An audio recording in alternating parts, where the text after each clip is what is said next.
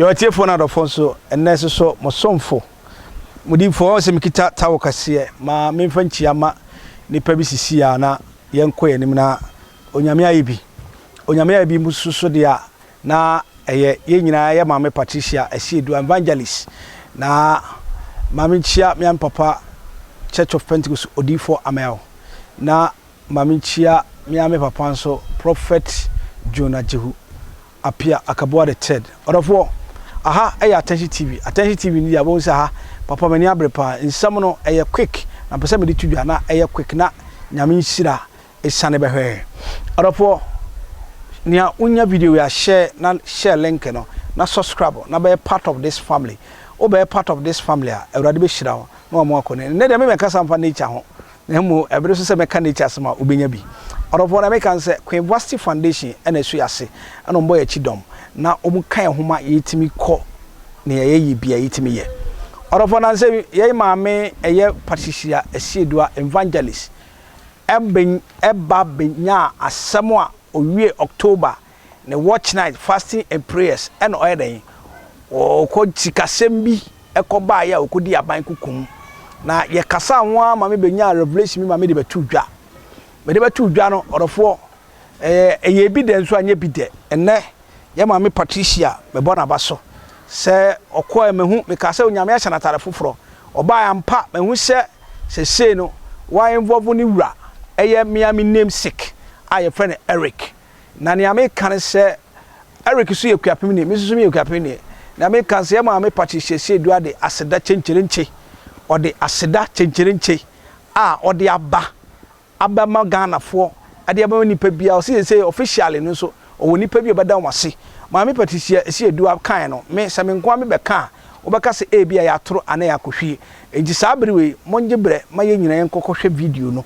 Yakohwe video ne ba obonse maame Patricia Asiedu a woni ni kun nyina agina so dem we wo mo danya me ase se ne Nyankopon ema papa ne kotu se enam Kristo nti ebeka mo ho asem bone ye be ma yakayaka de ye bedi mani ye be ma mo ne amonye ye kura de beto so entina ye se maame Agradaa ne okom nyina ne kun de message aba se time wo hwe nhira no ho ne nyame de otai beba time wo pe enuonyam so nhira so Onyankopon de beba entina me kan se yankore nkotie video ne yekotie ba wankasa obehu maame Agradaa aseda wo de daga na fo na ofiafia se ba so nyansa ne nimdi anyame de ama na wadokro na ode pacho so e de ama Ghana fo mani kun so me kunu Eric name me teacher ma why you two why ni nyina se watimi adi maame yachi eno kire se na wo hwe se nyame be se wiem odofo mo me yankore maame Agradaa na ye ba ye nto aso amen amen.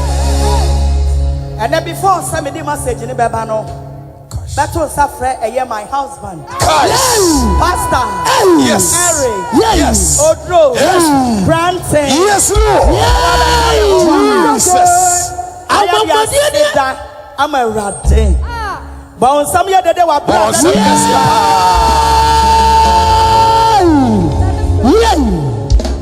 Amen. Amen. And then Samini Kuno.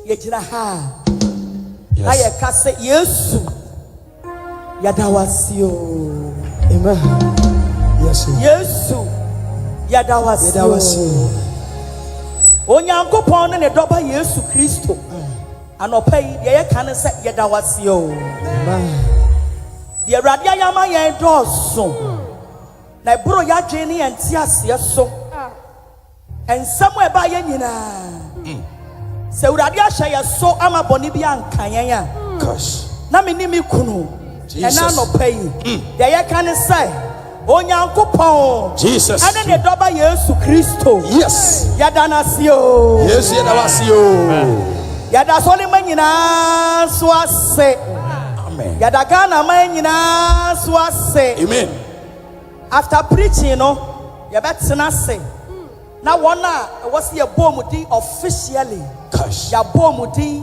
ada woman say esan say onipa ya dia was sayeji amen erade islam nyina amen amen amen daddy bekasa amen amen praise the Lord hallelujah hallelujah amen oh amen yare amen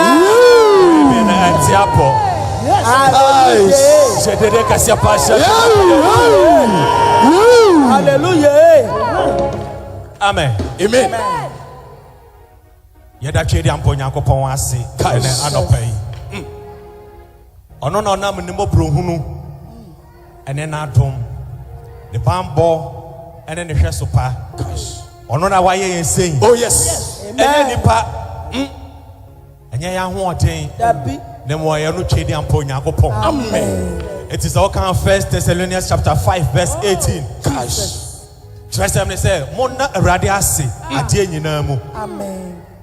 Now, when ni Onyankopon pe, ewo Yesu Kristo ho, ewo mo ho. Hallelujah. Amen. Ni radi pe, e dey say ebeda na ase. Amen. It was say adie nyina mu no, ye fa na ase ye den, e ma no. Amen. In the beginning of your trials, Jesus, beginning of your difficulties, embra wo fa ahohiahiam, wo fa ohawm, wo fa otaim, na ni that was no, erade se fa na ase e ma no. Amen.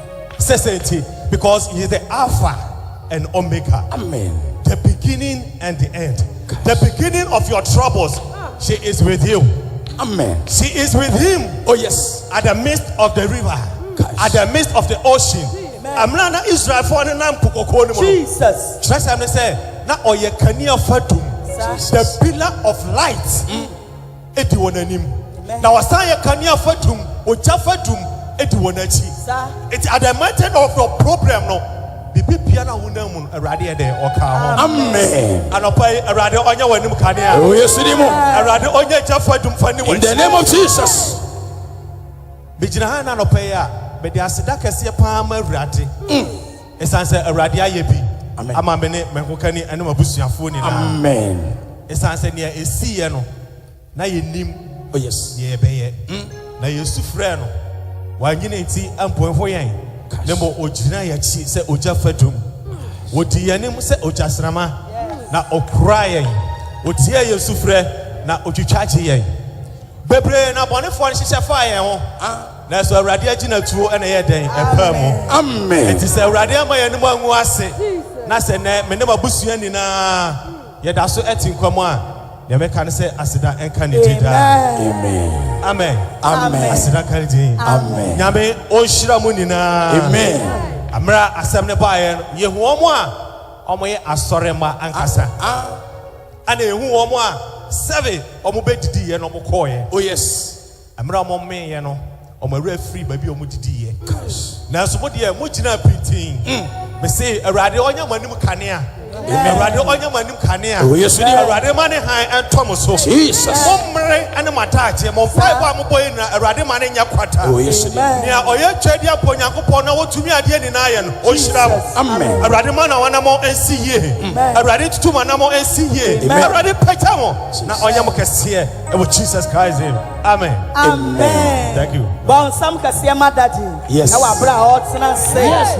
Ye dede na bon sam. Ye kase pa. Jesus. Ye dede na bon sam.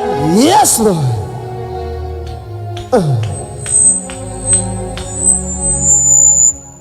Amen. Ye be peje urate. Oh yes. Share ye koye ye bae se why den watie. Wahun sama maame Agradaa ne kun eka. Namesake Eric Ranti Udru.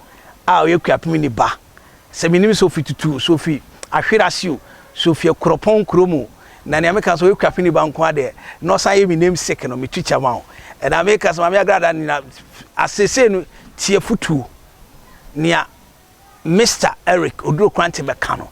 E na evangelist e se odi adwuma. Empere ho oba kranka mprichi.